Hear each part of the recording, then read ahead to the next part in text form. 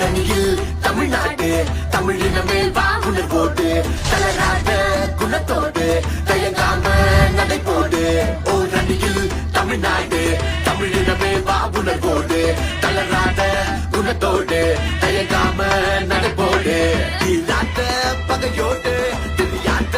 நீ ஓடு கழகத்தின் துணையோடு களவெல்வோம் 200 தீராத பகையோடு தெரியாத நீயும் ஓடு கழகத்தின் துணையோடு களவெல்வோம் 200